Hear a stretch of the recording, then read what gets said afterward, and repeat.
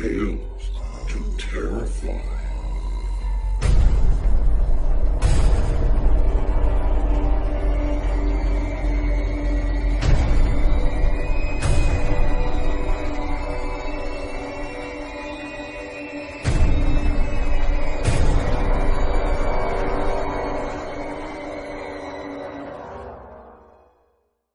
Well, there you are.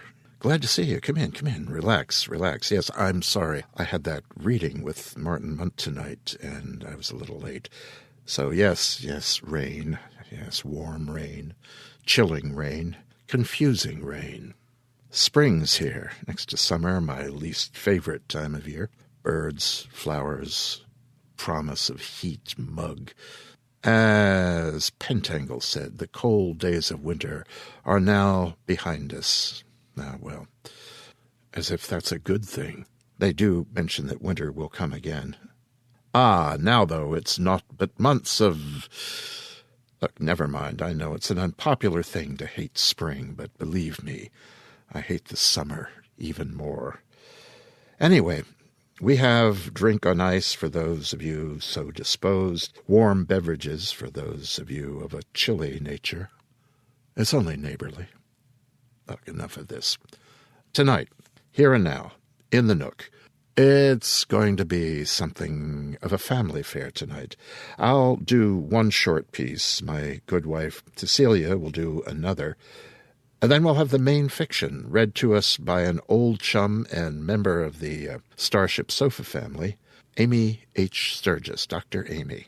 Oh, speaking of the Starship, by the way, you may have heard, Tony C. Smith and company have once again, 3 years in a row, been nominated for a Hugo Award. As always, the awards will be announced at Worldcon, and this year Worldcon's in Chicago. It's just 3 Lakeshore Drive miles down the street from the Nook here. And as Tony is in the north of England, he's asked me to be on hand to accept the award for him, which I am more than terrified to do. Me, standing before the assembled greats of the science fiction community, authors, editors, fans, publishers, agents, et al., and expected to say a few cogent words. Now, it's not about me. It's about the Starship and Tony and the whole family. Still, I'd like to thank the Academy and all the little people. Never mind. We'll think of something to say.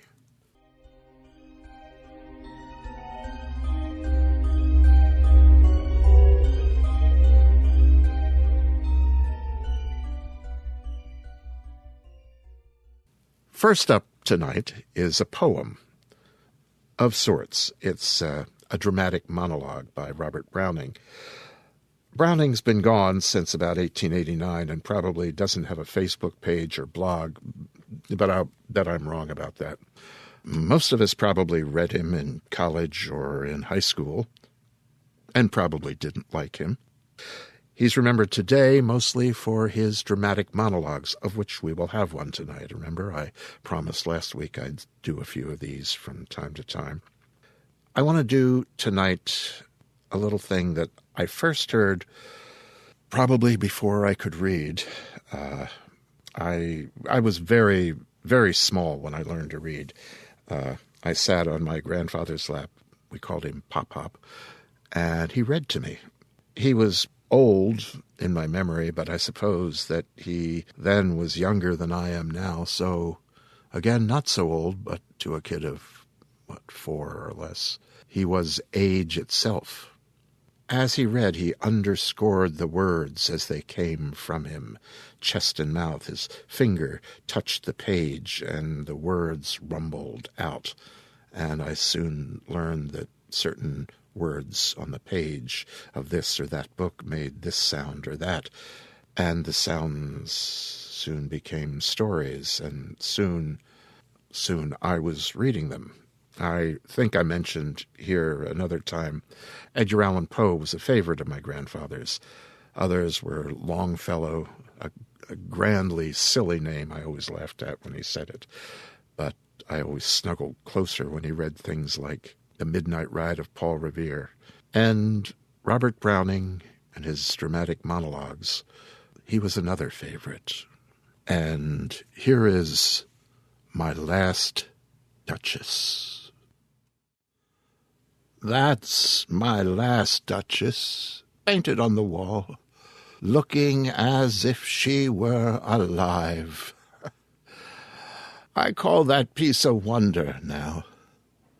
Fra Pandolf's hands worked busily a day, and there she stands. No, would please you, sit, look at her. And I said Fra Pandolf by design, for never read strangers like you, that pictured countenance, the depth and passion of its earnest glance. But to myself they turned, since none puts by the curtain I have drawn for you but I, and seemed as they would ask me, if they durst, how such a glance came there. So, not the first are you to turn, and ask thus, Sir, 'twas not her husband's presence only called that spot of joy into the Duchess's cheek. Perhaps Fra Pandolf chanced to say, her mantle laps over my lady's wrist too much, or paint must never hope to reproduce the faint half-flush that dies along her throat. Such stuff was courtesy, she thought, and cause enough for calling up that spot of joy. She had a heart, how shall I say, too soon made glad, too easily impressed. She liked whate'er she looked on, and her looks went everywhere. Sir, 'twas all one. My favour at her breast, the dropping of the daylight in the west, the bough of cherries some officious fool broke in the orchard for her, the white mule she rode with round the terrace, all and each would draw from her alike the approving speech, or blush at least. She thanked men, good, but thanked somehow, I know not how, as if she ranked my gift of a 900-years-old name with anybody's gift. Stop to blame this sort of trifling. Even had you skill in speech, which I have not, to make your will quite clear to such an ones, and say, just this or that in you disgusts me, here you miss, or there exceed the mark. And if she let herself be lessened so, nor plainly set her wits to yours, forsooth, and made excuse, e'en then would be some stooping, and I choose never to stoop. Oh, sir, she smiled, no doubt, whene'er I passed her, but who passed without much the same smile? This grew. I gave commands. Then all smiles stopped together. There she stands, as if alive. Will't please you, rise. We'll meet the company below them. I repeat, the Count, your master's known munificence, is ample warrant that no just pretence of mine for dowry will be disallowed, though his fair daughter's self, as I avowed at starting, is my object. Nay, we'll go together down, sir. Notice Neptune, though, taming a seahorse, thought a rarity, which Klaus of Innsbruck cast in bronze for me.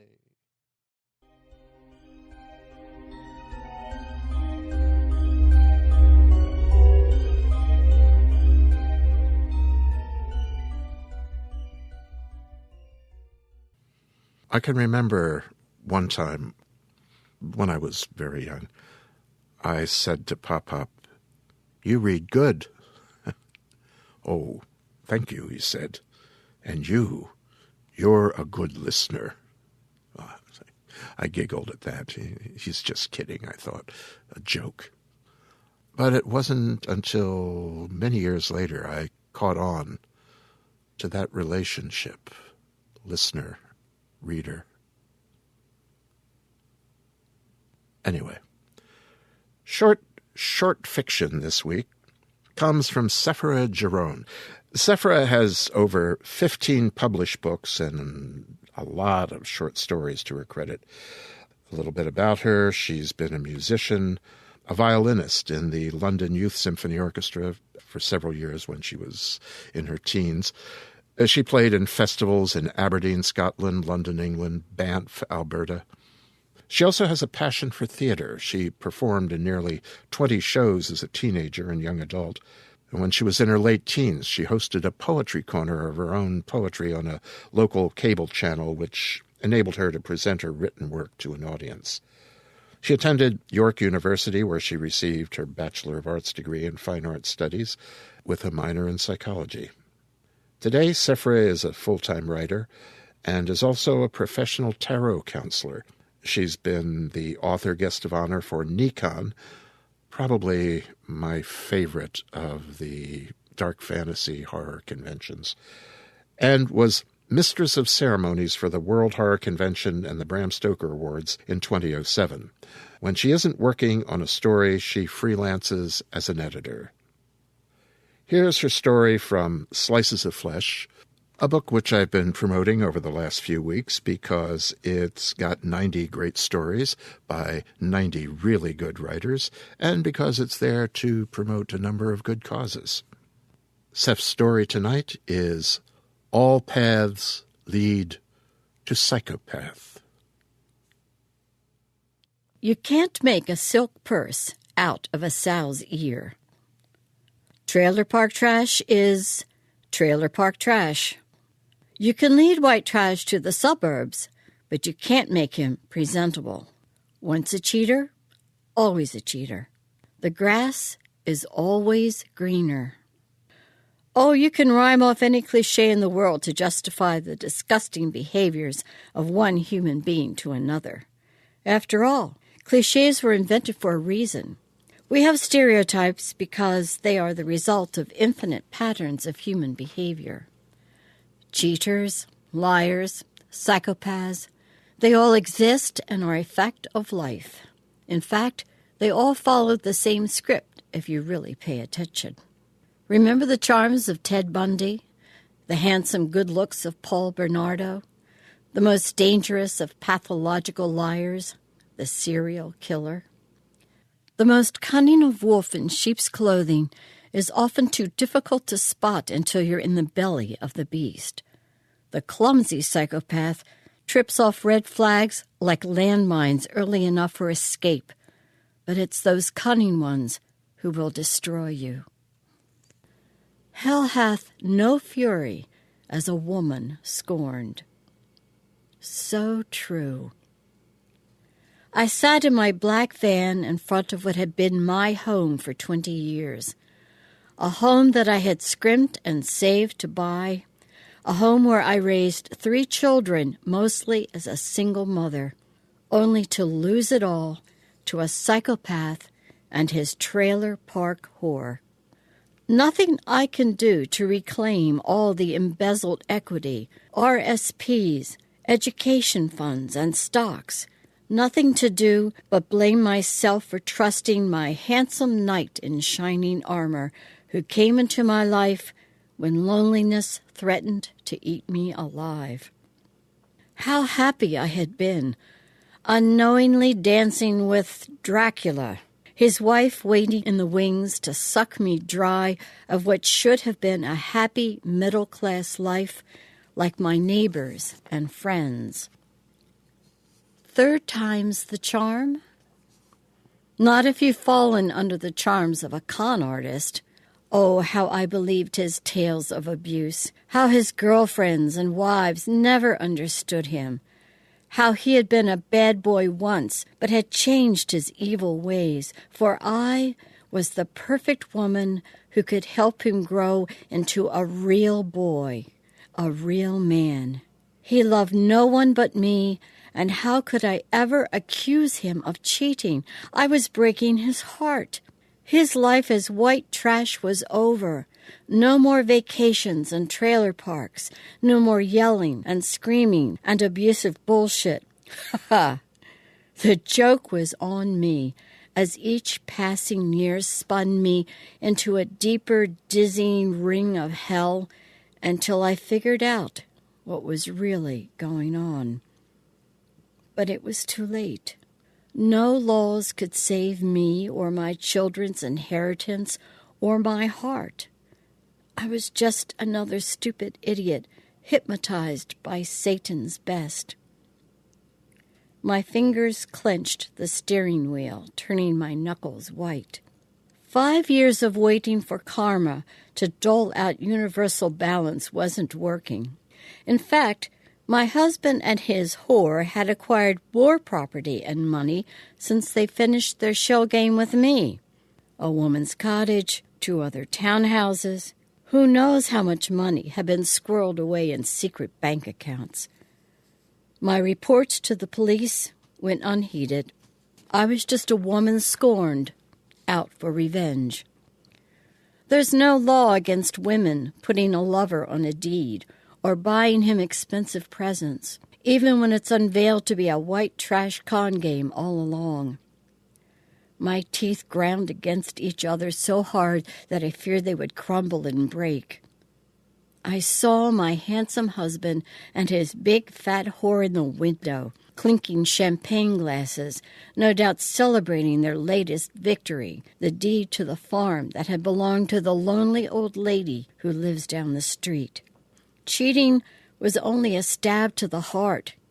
He had cheated on me with all of his victims. He cheated on his partner in crime to acquire these luxuries they didn't deserve. But money is forever. I'm sure they were gleefully set up for old age. Lord knows that old whore mistress had quit her job the minute she moved into my house. Trailer trash isn't wealthy, but 20 years of equity in a suburban home is plenty to retire on. I grinned as they drank their champagne. The whore held up a large, long joint that I could see from the street. My asshole husband held up a lighter. He had to click 3 times until it lit. Yes, 3 times the charm. I drove away as my house exploded. I heard the screams of neighbors' disbelief, saw the bright orange fireball in my rearview mirror. I had told him for years that the gas fireplace was leaking. But being a lazy, cheap know-it-all, he never fixed it. Not during the 10 years he lived with me, nor the 5 years after I left. It hadn't been hard to open the door, for I still had the key.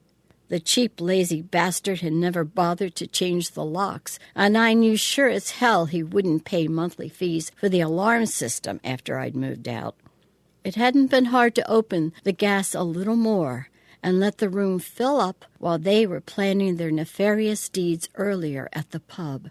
After all, it was wing night, the favorite food of trailer trash scum. The next day, I carefully cut out the newspaper clippings of the exploded house. I trimmed them nicely and then pasted them into my scrapbook. I thumbed through it, my heart breaking with every clipping I read, wondering if I would ever learn to recognize danger before it was too late. My first cheating husband had died in a fiery highway incident when his transmission fell out. My second cheating husband had met with his untimely demise when during a 3-day bender he had drunk bleach instead of his beloved vodka. And now, number 3, an unfortunate gas leak. 3 times the charm. Hell hath no fury. The wheel of karma turns. all paths lead to Psychopath.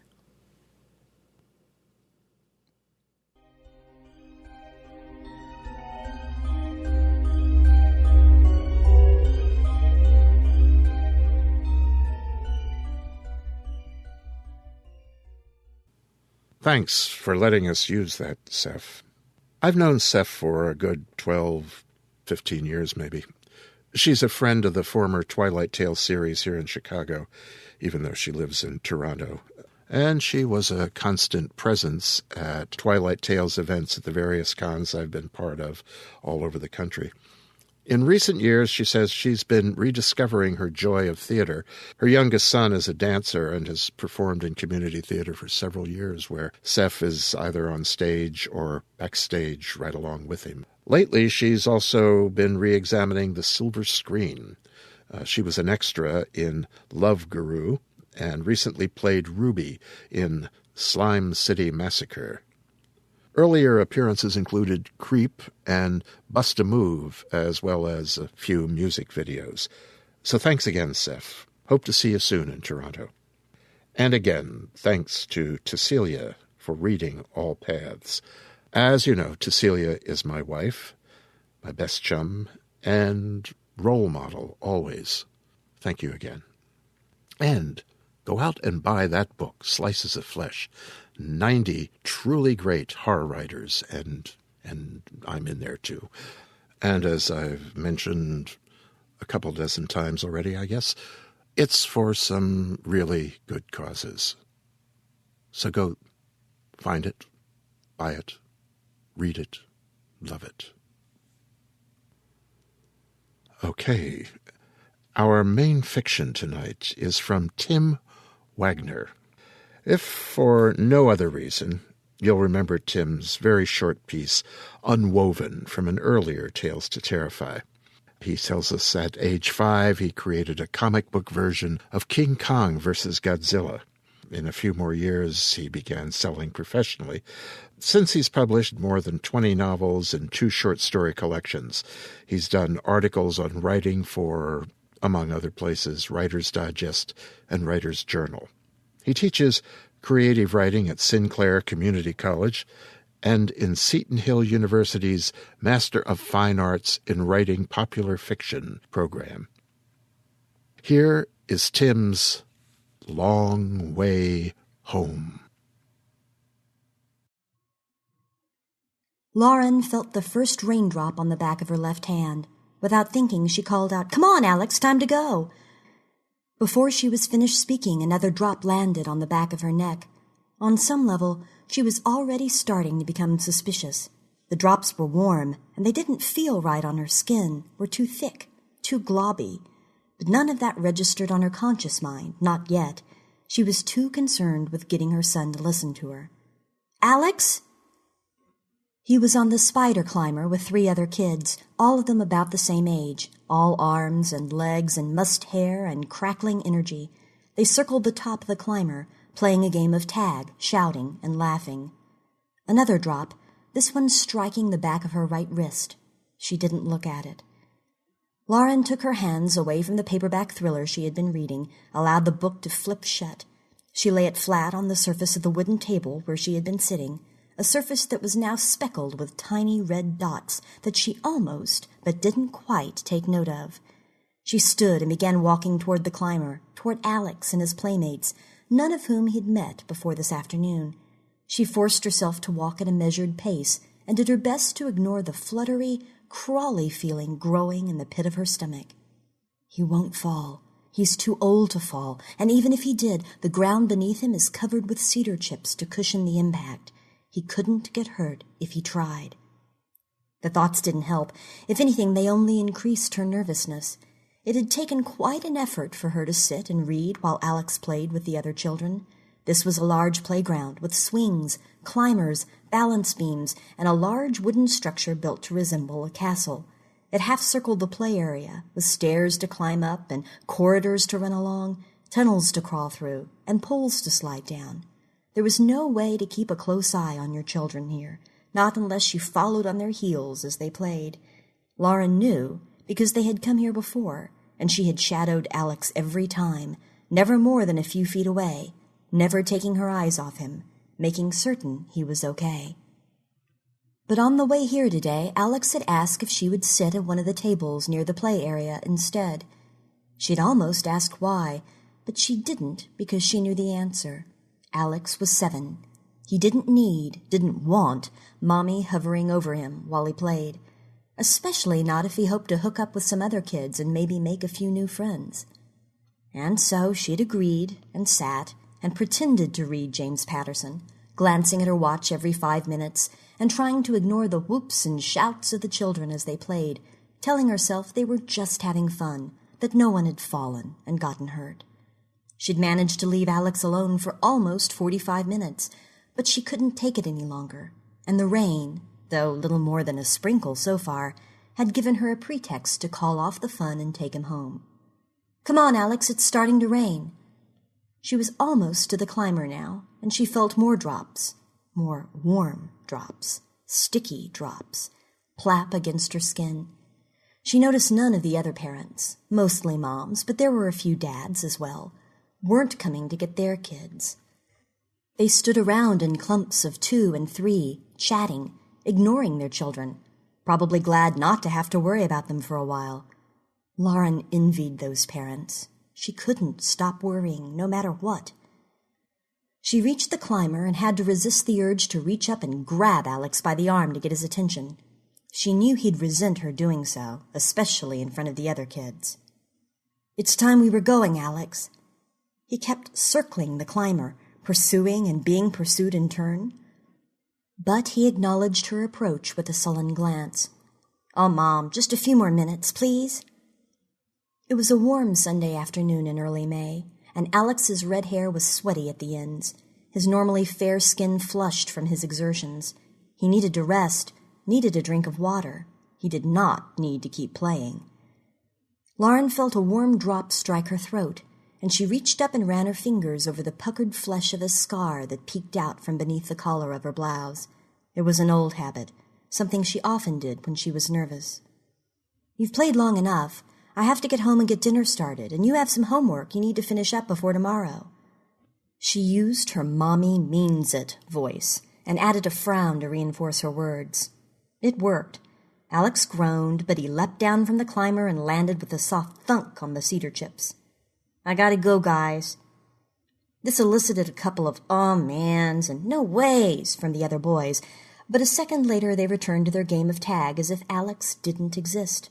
He started walking toward Lauren, dragging his feet through the cedar chips, and she almost held out her hand to him the way she had when he was a toddler, but she restrained herself. He was a big boy now, she reminded herself, too big to hold Mommy's hand in the park, especially in front of other kids. Alex wore a white T-shirt with a picture of SpongeBob SquarePants on the front, khaki shorts, and running shoes. His shirt was dotted with dark spots, which Lauren at first took to be daubs of mud, though the ground was dry, or at least it had been before it started to rain. But as she watched, another spot appeared, then another, and she realized they were caused by raindrops hitting her son. But why were they so dark? Then a drop struck his cheek, just below his left eye, and she saw why they were so dark. It wasn't a drop of water. It was a drop of blood. "Hold up for a second, sweetie." Her voice sounded too high and quavery, despite her efforts to remain calm. Alex stopped obediently in front of her, and she reached out to touch the drop on his cheek. But before her fingers could reach his flesh, another drop splattered against the back of her hand, and she brought it to her face. The substance was thick, colored a darkish red that was almost black, and it gave off a sour, coppery tang. Blood. Her stomach dropped, and a cold shiver ran along the length of her spine. Impossible, she told herself, her rational mind rising to counter her burgeoning fear. Blood simply did not fall from the sky. It was probably just a trick of the light. The sky was starting to cloud over, the air taking on a purplish here-comes-a-storm tint, dark enough to make water look like blood. Or maybe the rain had been discolored by some sort of pollutant. There were a number of factories on the edge of town, smokestacks pumping out white plumes of toxic chemical cocktails into the atmosphere. Whatever the hell this dark rain was, Lauren knew that she wanted to get her son out of it as quickly as possible. So, despite her earlier restraint, she grabbed Alex's hand and began dragging him toward the parking lot.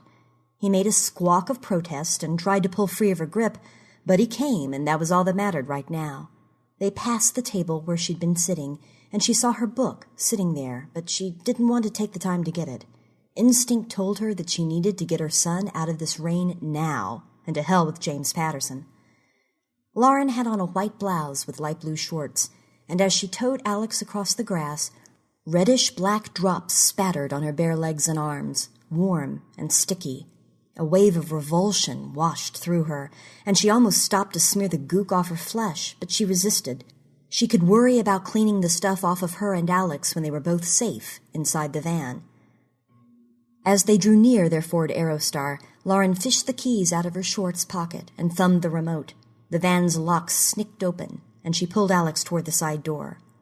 "Mom, what is this stuff? It's all ooky." "Never mind that right now. Let's just get inside." The Aerostar was dotted red-black, almost as if it were bleeding from dozens of pinprick wounds. The handle of the side door was slick with the stuff, and Lauren had to force herself to touch it. The metal was slippery, but she was able to slide the door open without too much trouble. Alex hopped inside without being told, and Lauren saw that his hair was matted in places, and rivulets of not blood ran down his face and neck. His arms and legs were slick with the awful stuff, and his clothes were covered with dark, wet spots. From the way his eyes widened as he stared at her, she knew she looked just as bad. "It'll be okay, honey. Don't worry." The words were automatic, like the pre-recorded phrases programmed into a child's talking doll. She wasn't sure she believed them, but she was a mom, and those were the sorts of things moms said, even when they weren't sure they were true. Especially when... She gave Alex what she hoped was a reassuring smile, then slid the side door shut with a solid chunk. She turned and headed around the front of the van, half running, and her left foot struck a slick patch on the asphalt and nearly slid out from under her. She managed to keep herself from falling, but a jolt of fiery pain lanced through her thigh. A pulled muscle, nothing to be concerned about. She continued more slowly, limping toward the driver's side. She glanced toward the playground and saw the other parents gathering their children and beginning to head for their cars. The sky was almost night dark now, and the rain, if it could be called that, was beginning to come down more heavily. She lowered her head and squinted her eyes to keep the muck from getting in them, and kept her lips clamped shut to prevent any of it from getting in her mouth. Whatever the hell this shit was, she knew she didn't want any of it inside her. She reached the driver's door, tried to open it, but her fingers slid off the slick handle once, twice. Finally, she wrapped her fingers in the fabric of her t-shirt and was able to get enough of a grip to open the door. She climbed inside and slammed the door shut behind her. The place on her shirt where she'd touched the door handle was a large, red, wet smear. She sat in the seat, breathing heavily, heart pounding in her ears. They'd made it. The windshield was spattered with dark red globs, but Lauren could still see the other parents struggling to reach the parking lot, trying not to slip on wet grass that was becoming slicker by the moment, keeping hold of their children's hands as best they could, given the thick, red substance that was rapidly coating all of their flesh like a second, grisly skin. Lauren felt a pang of guilt. She should get out of the car, go to them, try to help. But she squashed the feeling. Her first, her only, responsibility was to Alex. She inserted the key into the ignition and started the engine. Without thinking, she activated the wipers. After all, it was raining, right? The blades moved across the windshield, rubber edges leaving behind viscous red smears. Fuck! She hardly ever swore, and never in front of Alex, but she figured if ever there was a time to curse, this was it. What was happening was insane. Blood, and it was blood and not some imaginary industrial waste product, let's face it, didn't just fucking fall from the fucking sky, but it was. She thumbed the button on the end of the windshield wiper arm and twin jets of blue washer fluid splashed onto the red muck. She kept her thumb on the button as the blades moved back and forth, doing their best to clear the blood away. She managed to clean enough of the windshield to see the other parents had made progress toward their cars, but not much. She stopped the washer fluid and turned off the wipers. Better to wait until the windshield was too gooped up to see again to use the blades. "Mommy?" Alex's voice was soft and sounded like that of a much younger child. "Is everything okay?" His question made her heart ache, and she felt tears threatening. She knew he didn't really want an answer, certainly not a true one. He wanted her to reassure him, to tell him everything was all right, and if it wasn't, to make it that way. That's what mommies were supposed to do. She turned around and gave her son what she hoped was a convincing simulation of a reassuring smile. "Don't worry, honey. We're going home now." Alex worked to return her smile, but it didn't last long. His eyes were wide. His face, his poor, blood-streaked face, was pale, and she wondered if he were in danger of going into shock. Hell, she wondered if she was. She turned back around, her fingers reaching up to trace the line of scar tissue on her neck, and she heard the distant, faint sounds of a dog growling. Heard her mother say, "I'm sorry, baby. I'm so sorry." Her scar began to throb, and she knew it was just her imagination. She glanced at the rearview mirror and caught Alex's gaze. Time to go. She threw the van into reverse and, mindful of the slick asphalt beneath their tires, gently pressed the gas. The Aerostar began to back up, and she had to resist the urge to jam the pedal to the floor. The last thing she needed right now was to get into a wreck. Out of the corner of her eye, she saw that some of the other parents had reached their vehicles, were frantically shoving their children inside, starting car engines. In moments, the parking lot would become a demolition derby of frightened parents, all desperate to get their kids the hell out of there. Lauren and Alex had a head start, though. All she had to do was keep cool, and they'd be on the street in a matter of seconds. She braked, put the van into forward gear, and pressed the gas. "Easy does it," she told herself. "Easy peasy," Alex might have said. It had become one of his favorite phrases of late, and she found it ringing in her mind now, echoing in Alex's delighted little boy voice. "Easy peasy, easy peasy, easy peasy." And that's when the bodies began to fall. The rain was coming down hard enough now that the world seemed cloaked in crimson mist. The bodies were nothing but dark shapes at first, plummeting from the sky, striking grass and asphalt, bouncing once, twice, before finally becoming still. Not many, a half-dozen or so that Lauren could see through the blood sliding down her windshield. She sat and stared, van in gear, foot on the brake, as the nearest of the shapes shuddered and started to pull itself up. Sweet Christ, what now? "Mommy, it's a monster!" Her first instinct was to tell Alex that there weren't any such things as monsters, but the words died in her throat as she watched the creature closest to them stagger to its feet not more than 10 yards away. She hit the washer fluid and wipers again, cleared enough of a spot to get a decent look at the thing. Whatever the hell it was, it had been damaged by its fall. Fall from where? Part of her wondered. There was nothing above the park but empty sky. Empty, that is, before the red rain. Stick arms and legs, all, she did a quick count, 9 of them, were broken in several places, and the lopsided head hung to one side as if the neck were broken too. Its chest had burst open, and glistening organs spilled forth, purplish loops that resembled intestines, large pink things that might have been lungs, and other tumorous hunks of meat that she couldn't identify. She couldn't classify the damn thing. It looked like a hybrid of insect and lizard. But that description was a poor approximation at best. It was nothing she had ever seen before, outside of a nightmare, that is. She supposed Alex had named it best. Monster. No other word fit better. Despite its hideous injuries, the creature lurched forward as best it could on its broken limbs, each step making its exposed organs jiggle and flop about.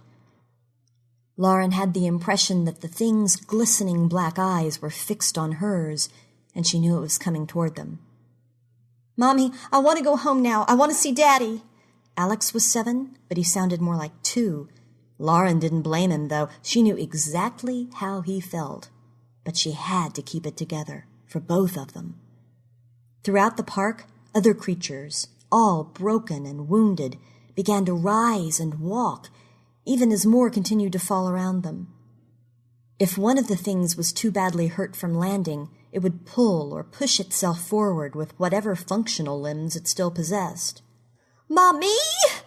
Alex ended the word in a shriek that brought Lauren back to herself. She removed her foot from the brake, pressed the accelerator, still resisting the urge to jam down on the pedal, and Jesus, it was the hardest thing she'd ever done, and the Aerostar began rolling toward the street. A loud crunch, and Lauren jerked forward in her seat.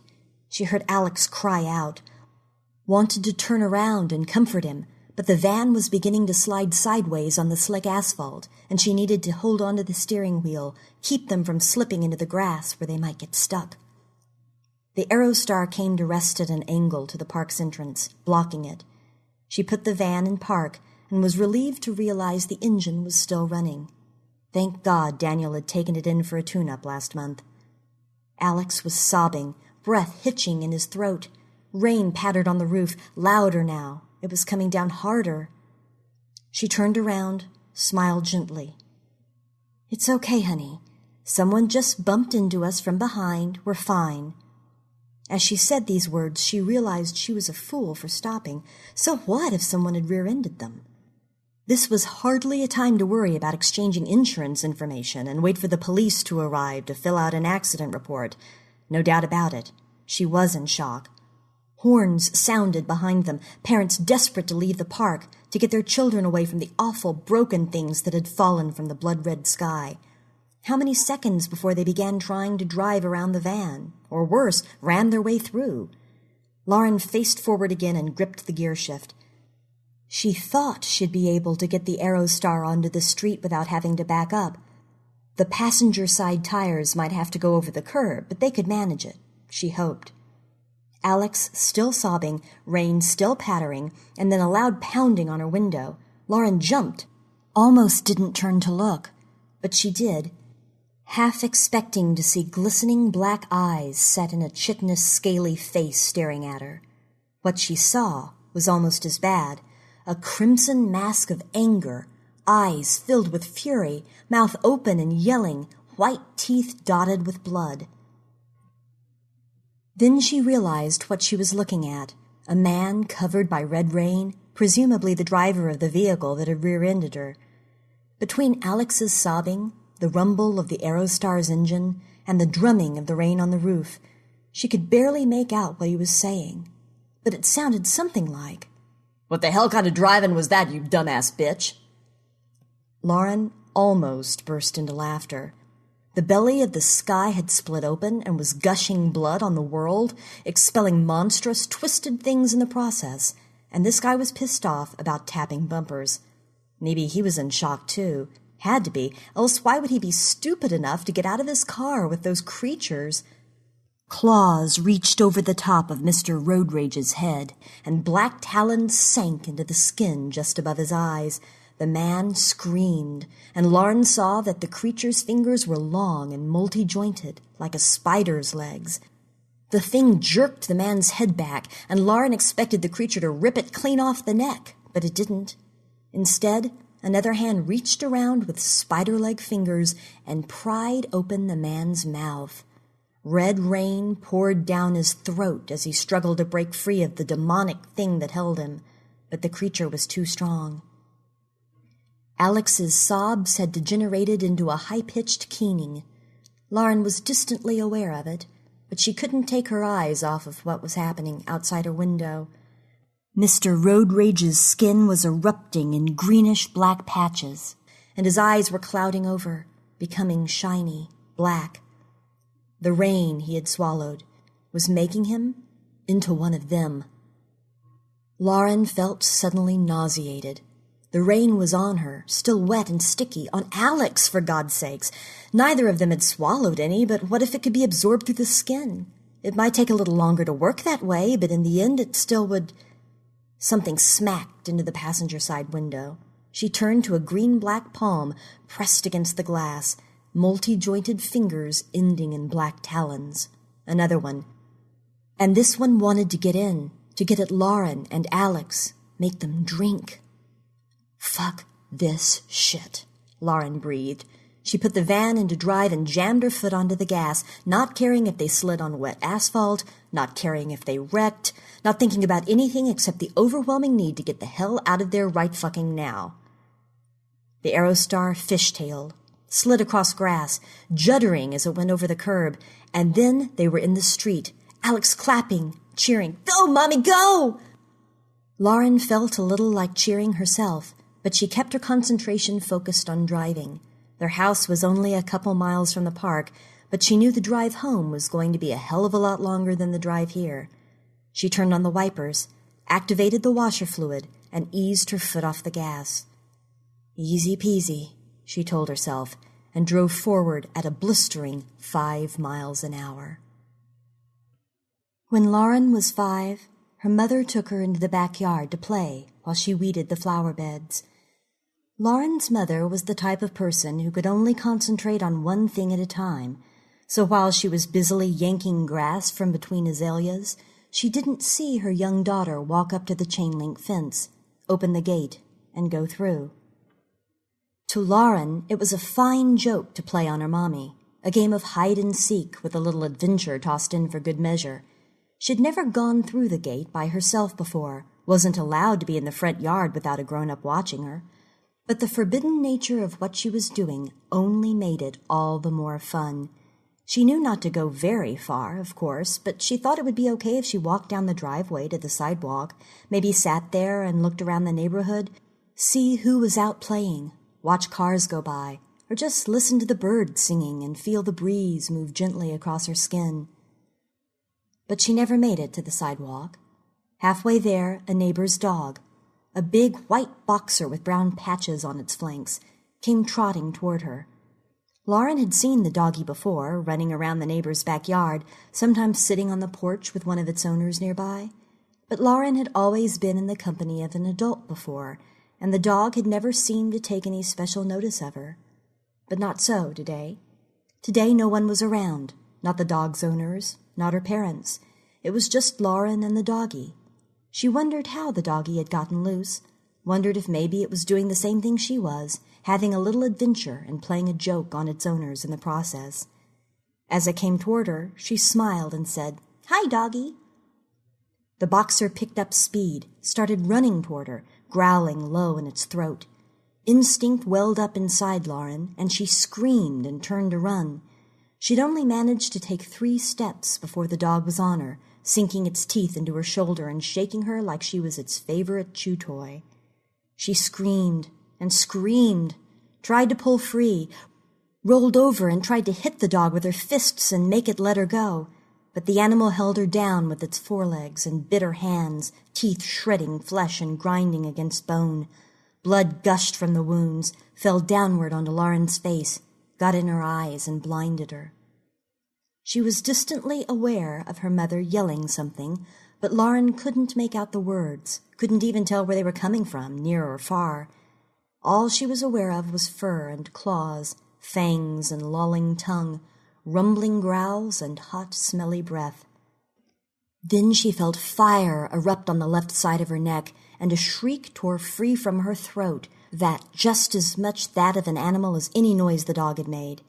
The burning pain was swiftly followed by inrushing darkness, and Lauren had only a second to wonder if she was dying before she knew nothing more. She woke in the hospital. White sheets, uncomfortably stiff bed, tubes running out of her arms. Her mother, eyes and nose red, sodden tissue clutched in her hand, sitting next to the bed. Lauren was sore all over, but the left side of her neck hurt most of all. She tried to move her right hand, but the tubes restricted her motion, so she used her left hand to reach up and feel the bandage taped to her neck. "I'm sorry, baby. I'm so sorry." Mother's voice was so soft she could barely hear it. "I tried. I wanted.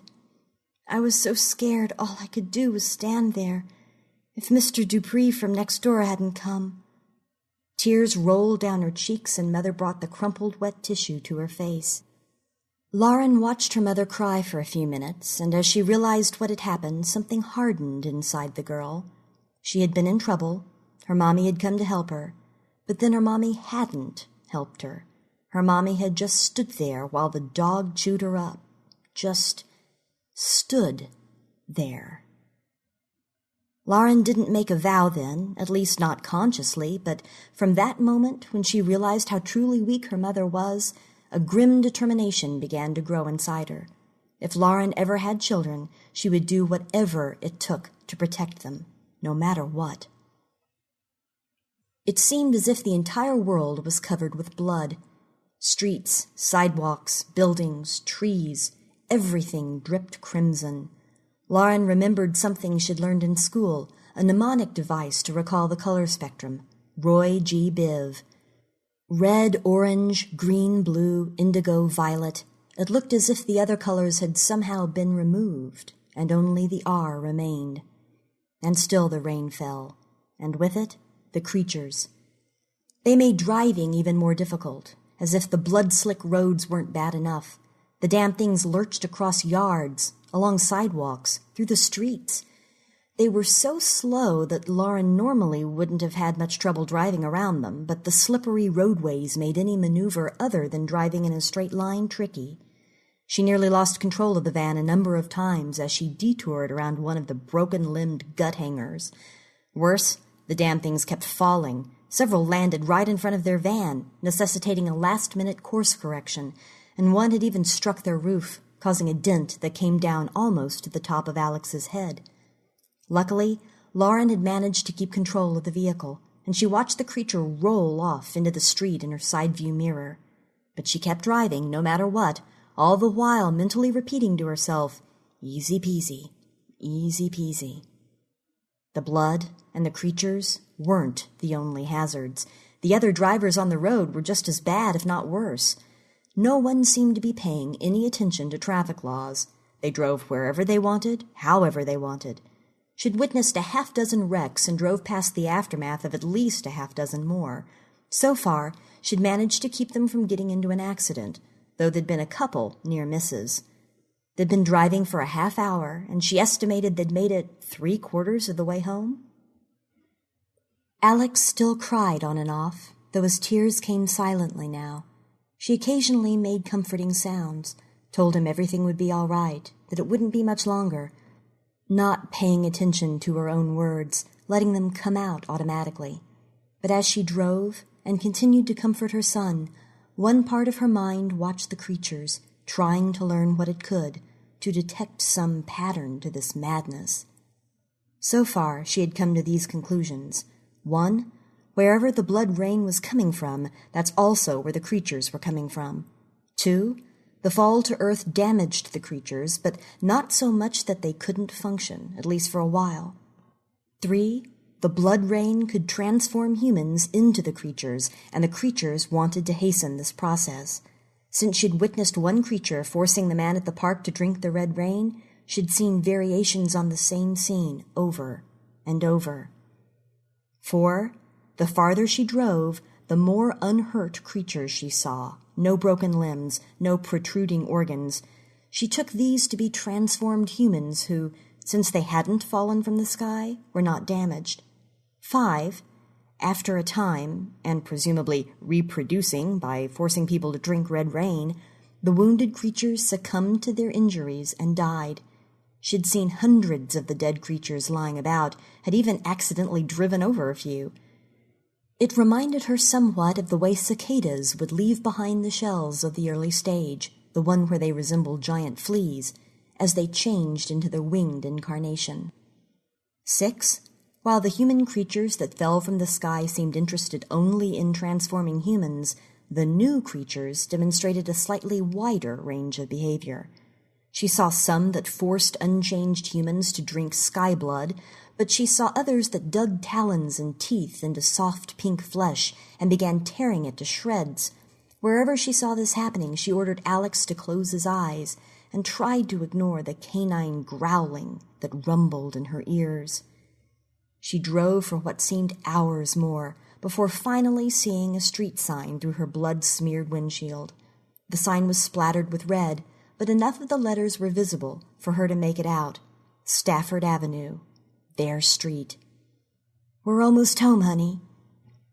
Absurdly, Lauren hit her right turn signal as she pulled onto Stafford. She actually began to feel somewhat cheered. She'd gotten Alex through chicken pox, a broken collarbone, and having his tonsils and adenoids removed. She was going to get him through this, too. Damned if she wasn't. "You're not dealing with a simple childhood disease here," a voice whispered in her mind. "This isn't something antibiotics, hugs, or encouraging words will fix. The whole goddamn world has gone bugfuck. You can't protect Alex. Not this time." She did her best to ignore the voice and kept driving. Her neighborhood had become an awful parody of wintertime, with blood red replacing snow white. Trees, lawns, driveways, and houses were covered in crimson, and more was falling all the time. Sky blood gushed from rain gutters, streamed down both sides of the street toward sewer grates.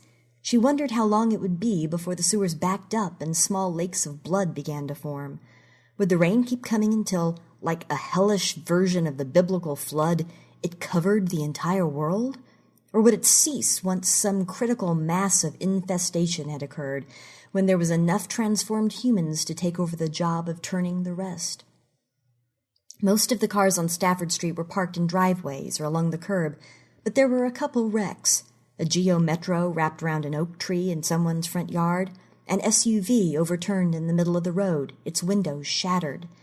In both cases, the vehicles were empty, their drivers nowhere to be seen. Transformed, or maybe killed. Either way, they were gone.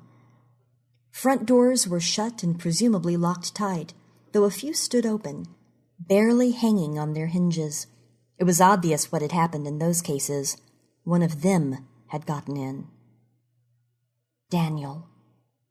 Ever since the rain had begun to fall, she'd been so focused on protecting Alex and getting him home that she hadn't thought much about her husband. Normally, she would have called him on her cell phone in an emergency, but it hadn't occurred to her. Maybe it was the shock of dealing with the nightmare the world had become, or maybe she had needed her total concentration to get this far, but it was almost as if she'd completely forgotten Daniel. She took her cell phone out of the glove compartment, turned it on, and pressed the number that automatically called their home phone. 1 ring, 2, 3, 4. And the machine picked up. "Hi, you have reached the home of Daniel, Lauren, and Alex. We can't come to the phone right now, but please leave a message after the beep. Thank you for calling." The promised beep came, and Lauren said her husband's name several times, but he didn't pick up. She disconnected, but she left the phone on, just in case he should call. Had Daniel been out puttering in the yard when the rain began to fall? Had he gotten in his Camry, intending to drive to the park and help them? She hadn't seen his car on the way home, but visibility had been so poor she could have easily missed it. Or had something else happened to him? Something bad? She didn't want to think about that. "A few more minutes and you'll be home. Daniel will be there, worried sick, but happy to see you're both safe. The 3 of you will sit down to watch the news, and the reporters will explain not only what the fuck is going on, but what's being done to stop it. And just like that, everything will be okay, or at least on its way to becoming okay. Easy peasy." She turned around, smiled at Alex, at pale, trembling, wild-eyed Alex. "Almost there, sweetie. Just hold on another couple minutes." Her voice nearly broke on the last word, and she fought back tears. She couldn't afford to let them come, not yet. Alex didn't acknowledge her, didn't even look in her direction. He just continued staring forward. Lauren turned back around. "He'll be okay once he's home. I'll make him okay." She pressed the washer fluid button to clean off the windshield again, but nothing came out. She pressed the button several times more, each more violently than the last, but still nothing. She'd used up the fluid. She took her foot off the gas, but she didn't press the brake, not yet. She tried the wipers by themselves, but they hadn't worked before on their own, and they didn't work now. There was no hope for it. She'd have to roll down her window and stick her head out to see. She'd probably be okay if she kept her mouth closed. She and Alex had gotten plenty of sky blood on them at the park, but they hadn't changed. And while she would be leaving herself vulnerable to attack by one of the creatures, she'd only seen a handful prowling the neighborhood so far. She supposed one could always fall from the sky and crash down on her head, and wouldn't that be an absurdly Looney Tunes way to die? But she decided to risk it. She started to roll the window down, but then her head snapped forward and the seatbelt dug painfully into her chest. She sat for a moment, confused, hands gripping the steering wheel, white-knuckle tight, before she realized the van had come to a stop. The engine sputtered once, twice, then died. No. She tried the ignition, but the engine refused to turn over. You hit one of the cars parked on the street, you couldn't see through the windshield anymore, and you took too long trying to decide what to do about it. Now here you are, less than a block from your house, and you killed your van. Smooth move. She turned to check on Alex. He sat still, lower lip trembling. "Are we home yet, Mommy?" They were the first words he'd spoken in what seemed like hours. "Almost, baby. Just a little more to go." "Don't cry. Whatever you do, don't start crying, because if you do, you'll never stop." She unbuckled her seatbelt, then reached into the back to do the same for Alex.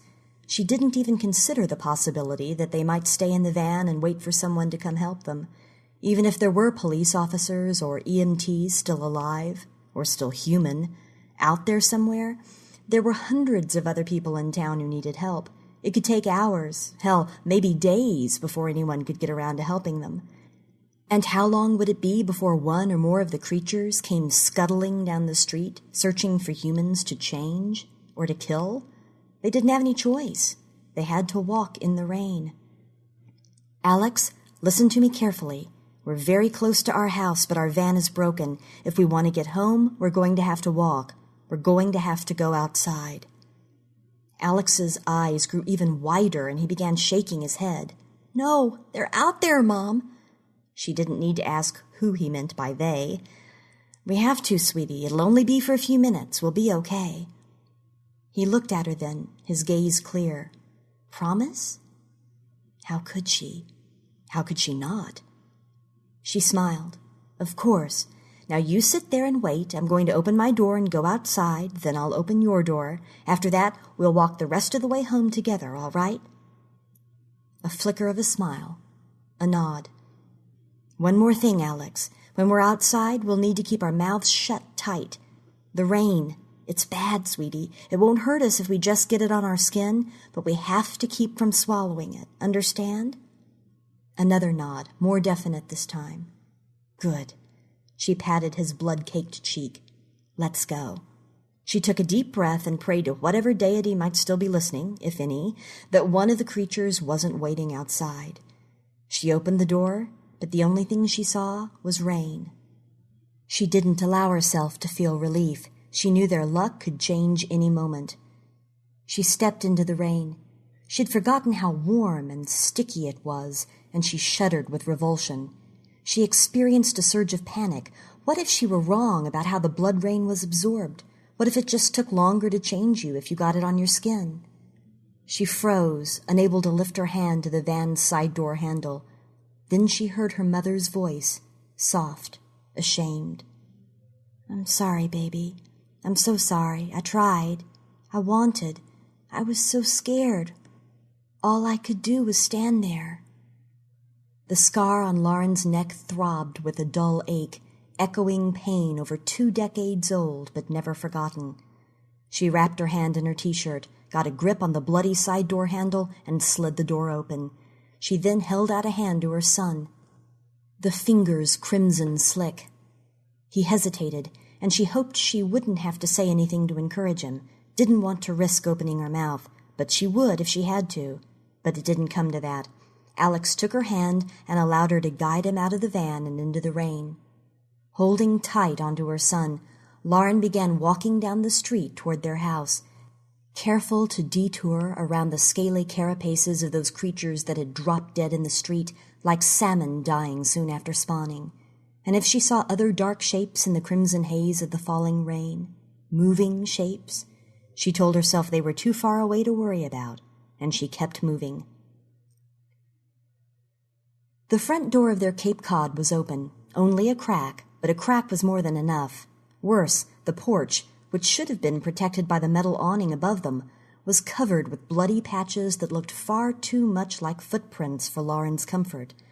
She looked closely at them, trying to determine if they'd been made by human feet or, "What's wrong, Mommy?"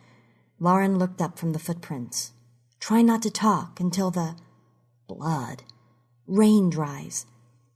She tried to think, but her brain felt sluggish, as if we're on the brink of shutting down.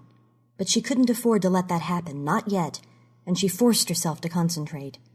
If Daniel had been outside working on the yard when the rain began to fall, he might have rushed inside, leaving crimson footprints on the porch, failing to close the door behind him. He wasn't normally one to forget a detail like that. He was a T-crosser and an I-dotter if ever there was one. But there was nothing normal about today, was there? Even Daniel might forget to close the door on a day like this. And maybe those footprints were left by something else, something that got inside. Maybe Daniel's nothing more than a pile of shredded meat and splintered bone lying on the carpet. Or worse, maybe Daniel wasn't Daniel anymore. Maybe he was... She stopped that particularly nasty train of thought before it could go any further. There was no sign the door had been forced, no scratch marks on the wood or the knob. It was just open. "Mom?" His voice was higher-pitched now. He was getting worried. "Hush now. Let me think." "Mom, there's something in the street. It's coming this way." No time left to think. She pushed the door open and pulled Alex inside. She slammed the door shut behind them, engaged the deadbolt and latched the chain. She doubted the locks would keep one of those things out if it wanted in badly enough, but she still had to try. Maybe with the door closed, the things would ignore the house, keep searching for someone still out in the rain. And how long will it be before they start going door to door, killing or changing whoever they find? Another thought to ignore.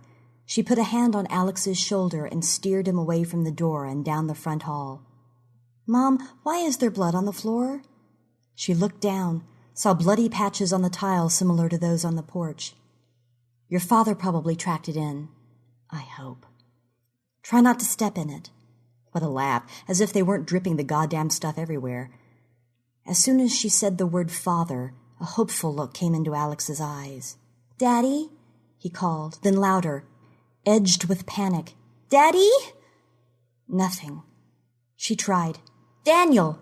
Daniel, are you here?" She listened for a reply, but again there was none. Tears began to roll down Alex's cheeks, leaving flesh-colored trails on his bloody face. "Shh, it's okay." "It's not okay, you lying bitch. The town's fucked, maybe the whole goddamn world for all you know. Don't tell him everything's going to be okay when you damn well know it isn't." She continued steering Alex into the living room. The carpet was stained with more blood, a violation in the place where they watched TV, played video games, listened to CDs, read books. This, more than anywhere else in the house, was the place where she, Daniel, and Alex came together as a family. It was bad enough when the blood rain and the monsters and the insanity they represented were out there. But for the madness to be in here, in their home, it was almost more than she could bear. She forced herself to look at the footprints, to try and detect a pattern in them, as if she were a hunter examining animal tracks in the snow. She couldn't tell a thing, though, other than whoever or whatever had made them had walked all over the carpet, as if determined to stain as much of it as possible, or perhaps simply mark its territory. Alex shrugged off her hand and turned to look at her. "Where's Daddy?" Demanding now, his tone saying she better have a damn good answer. Once the rain began falling, maybe he got worried and decided to go to the park and get us. She knew this wasn't true. Daniel's Camry was still in the driveway. She hoped Alex had been too afraid of walking in the rain, and what else had been walking out there, to notice. "You mean he's outside?" Wrong thing to say. "Wherever he's at, he'll be home soon. Let's get ourselves cleaned up, and I bet your father will be home by the time we're finished." Alex frowned, and for a horrible instant she feared he knew she was feeding him a line of pure and utter bullshit, and that he was finally going to call her on it. But in the end he just nodded, wearily this time, she thought. She looked at the TV sitting in its place of honor on the entertainment center, screen black and empty except for two small curved reflections of mother and son. She was torn. They needed to get this damn gunk off before it infected them, but at the same time she was desperate for some news, any news, that might explain why all this was happening and what was being done about it. She debated a second more, then walked over to the TV, adding her own bloody footprints to those already smearing the carpet, and pushed the on button. The screen flared to life, high-pitched electronic tone and white letters against a blue background. Emergency broadcast system. Stay tuned for further details. She and Alex stood before the TV for a minute, then another, but despite the screen's promise, no further information was forthcoming. Lauren tried flipping to other channels, but the same message appeared on them all. She decided to leave the TV on just in case, though she had a sinking feeling that it would be some time, if ever, before anyone came on with an explanation. Worse yet, maybe there was no explanation. The blood rain was falling and the demon things were coming down with it and reproducing simply because they were. End of story. End of the goddamned world, you mean? Lauren had been getting quite good at pushing away thoughts in the short time since the crimson rain had begun to fall, and she had no trouble getting rid of this one either. Come on, let's go get this stuff washed off. They left the living room and walked through the dining room. They had to pass the kitchen entrance to reach the master bathroom where the shower was, and Lauren saw the kitchen floor was, like the rest of the house, covered with bloody footprints. She also saw that the back door was wide open. Stay here. I'm going to go shut the door. Alex gripped her hand tight, obviously not wanting her to go. She smiled and gently but firmly pulled free and walked into the kitchen, stepping carefully to avoid slipping on blood-slick tile. But as she reached for the doorknob, a dark shape lurched onto the back porch. It was covered with blood rain, but patches of greenish-black hide were still visible. Glistening obsidian eyes, multi-jointed talons, 9 limbs, arms, legs, and some which she couldn't put a name to, all unbroken. This creature hadn't fallen from the sky. It was a newborn. It's Daniel, she thought. Who else would it be? He's been waiting for us to come home. There was no way to tell if this thing had been her husband. No scraps of his clothing clung to the beast, and there was nothing recognizably human left in its eyes. But in the end, it didn't matter who the creature had once been, did it? It could have been Daniel, a neighbor, or a complete stranger. Whoever it had been, it was a monster now, and it was coming for them. She turned away from the door, started back toward Alex, slipping and sliding on the slick floor. She grabbed the counters to steady herself and shouted, "Go to the basement now!" For a moment, she thought Alex was going to freeze with terror, but he turned and ran to the basement door. He threw it open and pounded down the stairs from the sound of it taking them 2 and 3 at a time. Lauren kept making her way across the kitchen floor, trying at once to hurry and go slow so she wouldn't slip and fall. She knew that if she lost her footing, it would be all over for her.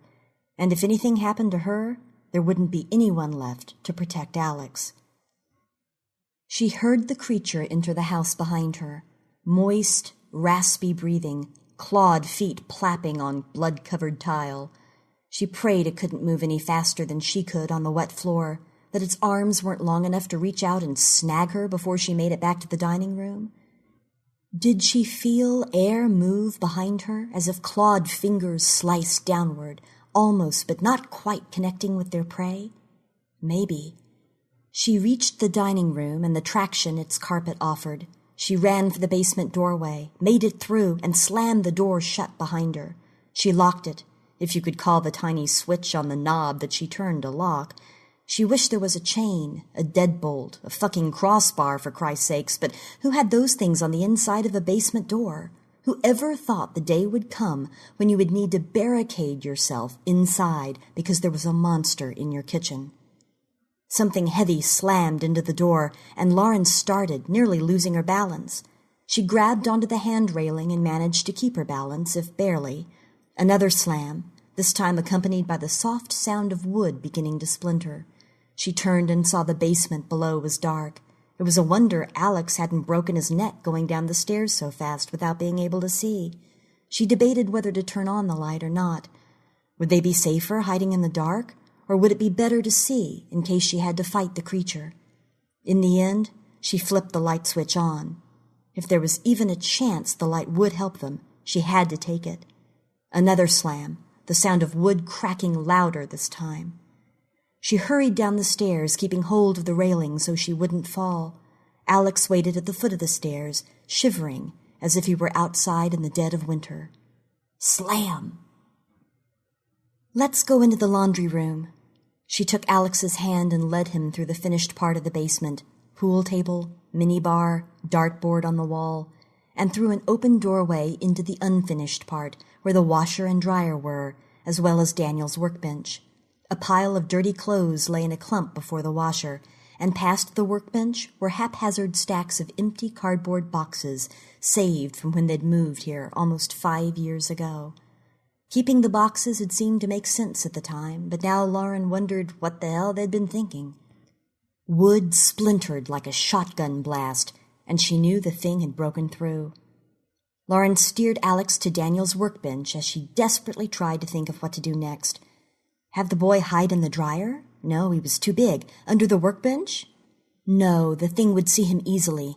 She scanned the tools lying on the bench, hanging on hooks on corkboard, hammers, screwdrivers, saws. Could she use any of them to try to fight the creature off? She knew they could die. She'd seen plenty of their bodies during the drive home. But she also knew they were tough as hell. The original ones that fell from the sky had survived their horrible injuries long enough to reproduce. Even if she could hurt the monster thudding down the stairs, she doubted she could do enough damage to prevent it doing what it would to them. And there was no way to know what that would be. It was a newborn, and sometimes newborn creatures changed humans, sometimes they killed them.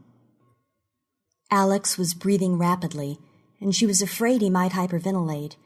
She found herself looking around the basement for a bag that he could breathe into, and when she realized what she was doing, she almost laughed. What did it matter if he hyperventilated now? She strained to hear over the sound of her son's breathing. She thought the creature was close to the bottom of the stairs. In her mind, she heard the faint echoes of a dog barking, saw the apologetic, shame-filled eyes of her mother looking at her daughter lying in a hospital bed. "I'm so sorry." And she understood then how her mother must have felt upon witnessing her young daughter being savaged by a dog, seeing her girl's blood spraying in the air, hearing her shrill screams of pain. No matter how much you worried, how close an eye you kept on your children, there were some things in life you couldn't protect them from. In the end, all parents are helpless, and it was the realization of that horror which had frozen her mother into inaction that day 20 years ago. And it was this same realization that Lauren was faced with now. She reached up and touched the scar on her neck, and her fingers came away coated with sticky blood. For an instant, she thought the old wound had reopened, but then she realized it wasn't her blood on her fingers. It was sky blood. The creature that might or might not have once been Daniel lurched into view on the other side of the doorway. It hesitated only a moment before starting toward them. Lauren knew she had only seconds left, but thanks to the blood on her fingers, she also knew that she wasn't helpless, not completely. She ran her hand through her wet hair, got as much blood as she could on her fingers. She looked down at Alex, smiled, said, "I love you, sweetie," and jammed her fingers into his mouth, pushed them back as far into his throat as she could. The last sound she heard was the boy gagging. The last sight she saw were greenish-black patches erupting on his skin. The last thought she had was, "He's safe now." Then she felt talons grabbing her hair, yanking her away from Alex, but it didn't matter what happened to her anymore. She'd done what she had to do. what any good mother would have done given the circumstances. She had prepared her child to make his way in the world. Not the world as she might wish it to be, but the world as it was. A world that, from now on, Alex would call home. She tried to tell her son she was sorry, but she couldn't get the words out before the monster that might have once been her husband did as it pleased with her.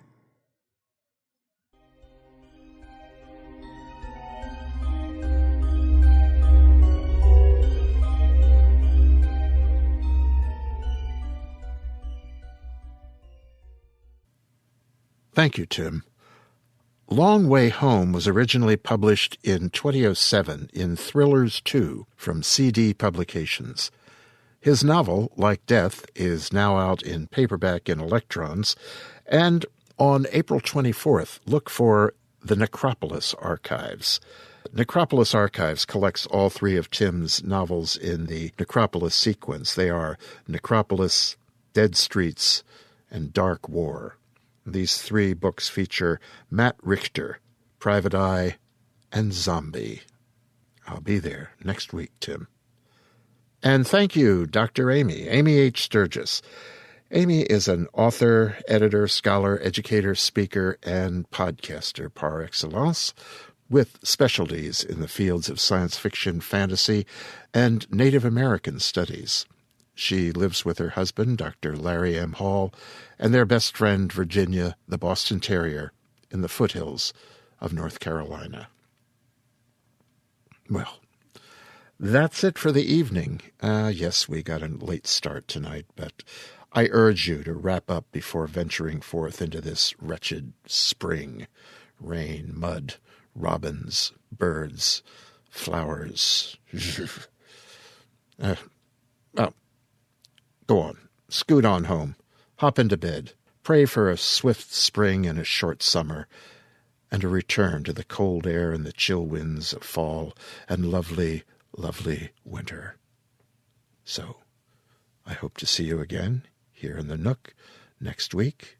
Until then, have wondrous nights and, of course, pleasant dreams.